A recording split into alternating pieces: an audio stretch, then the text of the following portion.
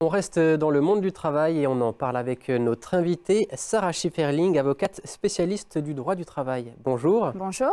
Alors la dernière fois avec vous, on a parlé des sanctions au sein de l'entreprise qui peuvent éventuellement aller jusqu'au licenciement. Aujourd'hui, en quelque sorte, c'est la suite.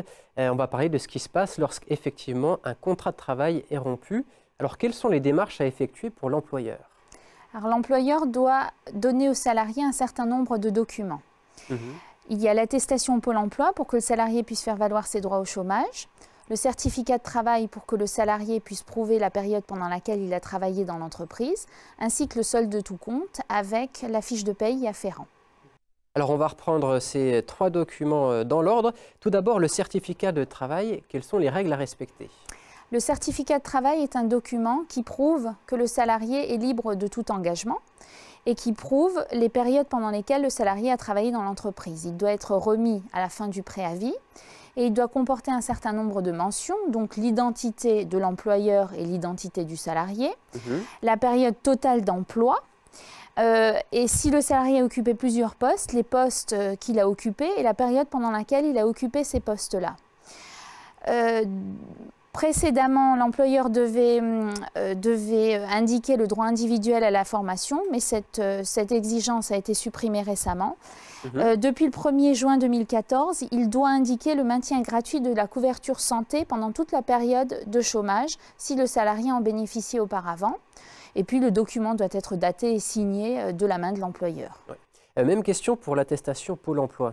L'attestation Pôle emploi est un peu plus importante que le certificat de travail parce qu'elle permet aux salariés d'être indemnisés au titre du chômage.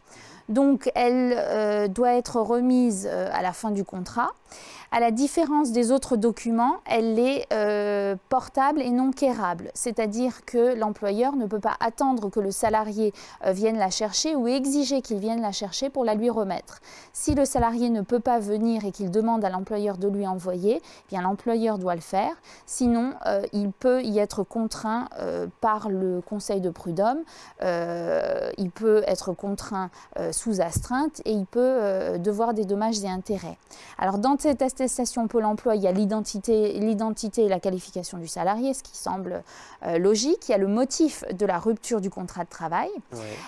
Il y a la durée de l'emploi et il y a le montant des rémunérations des 12 derniers mois, les salaires, les primes, les indemnités, pour que le Pôle emploi puisse calculer les indemnités chômage qui sont dues aux salariés.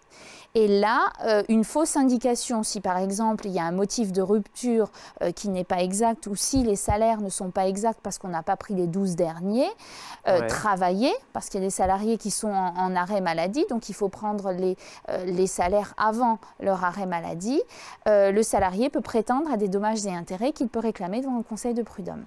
D'accord. Il nous reste à parler du solde de tout compte. Là aussi, qu'est-ce qu'on doit savoir? Alors le solde de tout compte, c'est un document qui récapitule les sommes qui restent à payer aux salariés. Donc les salaires, des reliquats de salaire, des indemnités, des heures supplémentaires, des congés payés, etc. Il est accompagné d'une fiche de paye qui récapitule ce qu'il y a sur le solde de tout compte. Alors, généralement, ça se passe de la façon suivante. L'employeur donne la fiche de paye, il donne le chèque qui est afférent à la fiche de paye et demande au salarié de signer le solde de tout compte. Le salarié, s'il ne reçoit pas cette fiche de paye et pas le chèque, ben, il ne va pas signer le reçu pour solde de tout compte. On peut donc refuser de signer s'il y a un problème, si on n'est pas d'accord avec la somme. Tout à fait. Alors si on ne reçoit pas la somme qui indique dessus, on peut refuser de le signer. Et si on n'est pas d'accord avec les sommes qui sont mentionnées dessus, on peut également refuser de le signer. Parce que si le salarié signe le reçu pour solde de tout compte, il vaut reçu pour l'employeur. Et si le salarié ne le conteste pas par courrier recommandé dans les 6 mois de sa signature, il ne peut plus réclamer de reliquat de salaire, par exemple. Donc, je conseille toujours à mes clients de ne pas signer le solde de tout compte avant de l'avoir vérifié.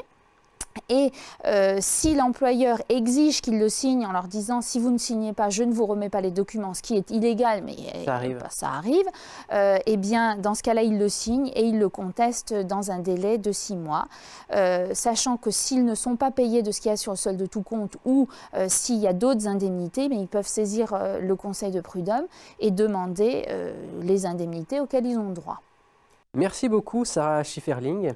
Alors c'était la dernière rubrique de la saison. J'espère que vous avez passé de bons moments avec nous. Et puis on se dit à septembre alors. Oui, à septembre. On passe à la suite.